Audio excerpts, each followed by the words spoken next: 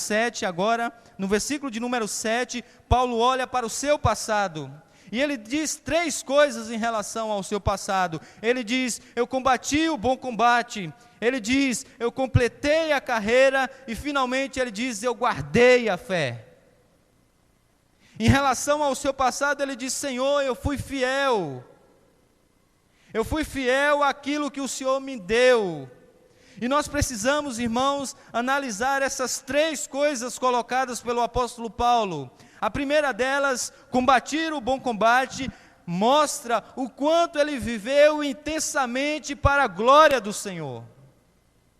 O quanto a sua vida foi vivida intensamente para o Senhor. A palavra combate que aparece aí é a mesma palavra que traz a ideia de agonia. É como se ele estivesse dizendo: por anos e anos a fio, eu agonizei por a tua obra. O combate que o Senhor me deu às mãos, eu lutei como deveria lutar. O Senhor sabe mais do que ninguém o quanto eu dediquei a minha vida à tua obra. E aparece uma palavra aí que para nós parece ser muito simples, porque ele diz: eu combati o bom combate. Esse adjetivo usado por Paulo traz a ideia de algo que é de grande excelência. Não é qualquer combate, não é qualquer luta. Paulo quer trazer à nossa memória que a vida que ele viveu, que deve ser a vida que nós devemos viver, não é qualquer vida.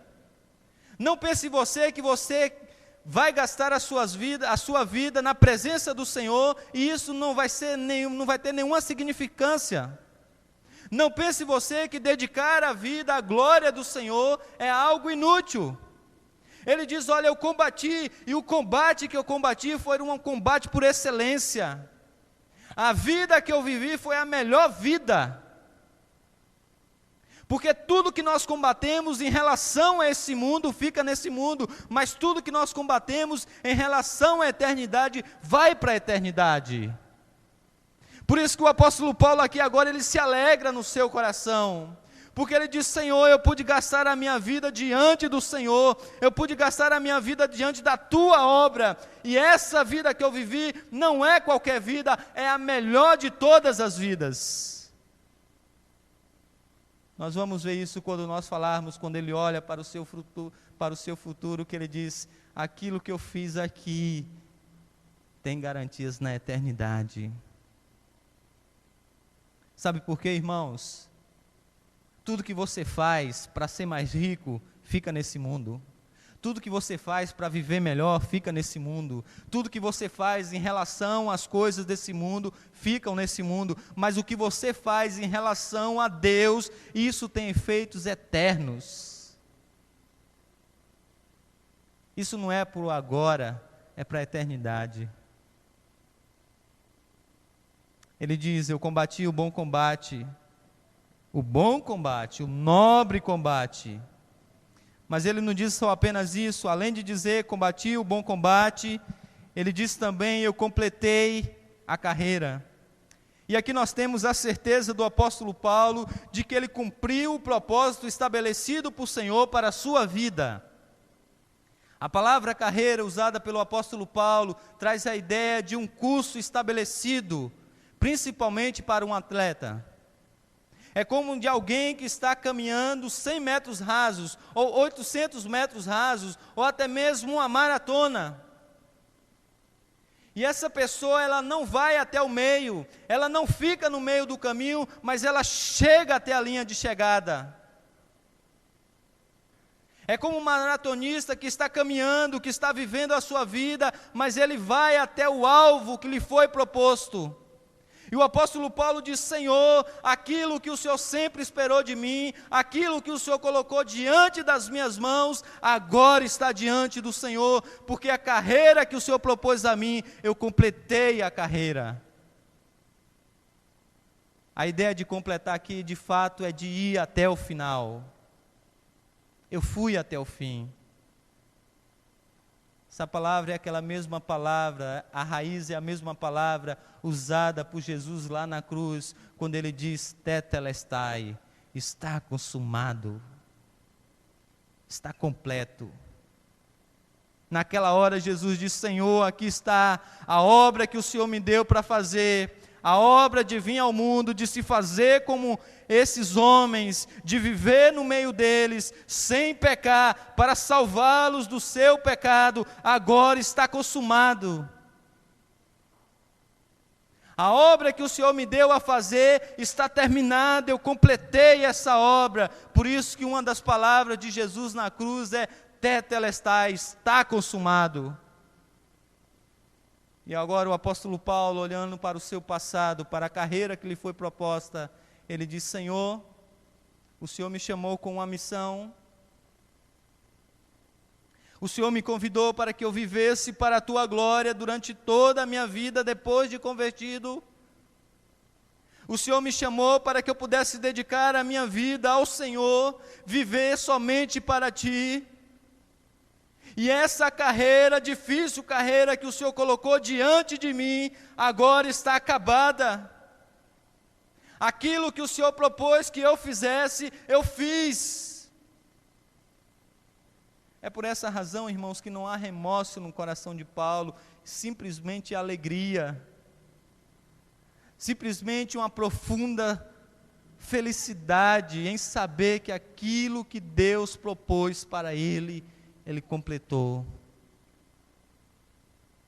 Às vezes nós temos medo dos nossos últimos dias, porque nós não estamos vivendo para a glória do Senhor. Porque nós não temos dedicado a nossa vida para a glória do Senhor. Aí nós vivemos dias após dias de remorsos, pensando: Senhor, eu poderia ter feito melhor isso. Eu não sei se acontece com vocês, mas tem vezes que eu coloco a minha cabeça de um travesseiro e eu digo: Senhor, tem misericórdia de mim, porque eu passei mais um dia que eu poderia ter aproveitado melhor para a Tua glória. Às vezes eu vou dormir em lágrimas dizendo: Senhor, tem misericórdia de mim. Eu estou triste comigo mesmo em saber que eu passei todo esse dia sem falar com o Senhor direito, sem ler a Tua palavra, sem ouvir a Tua voz. Perdoa, Senhor, porque mesmo como sendo cristão, às vezes eu tenho vivido como um pagão, e eu não tenho vivido para a Tua glória. E eu vou dormir naquela noite com remorso de saber que eu não deveria ter feito, que eu deveria ter feito algo que eu não fiz. O apóstolo Paulo não tem esse sentimento, ele diz: eu completei a carreira. Mas ele diz uma coisa também interessante, ele diz: combati o bom combate, completei a carreira e guardei a fé.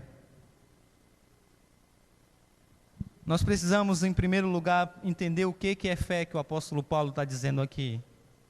A palavra fé é usada na Bíblia de várias maneiras.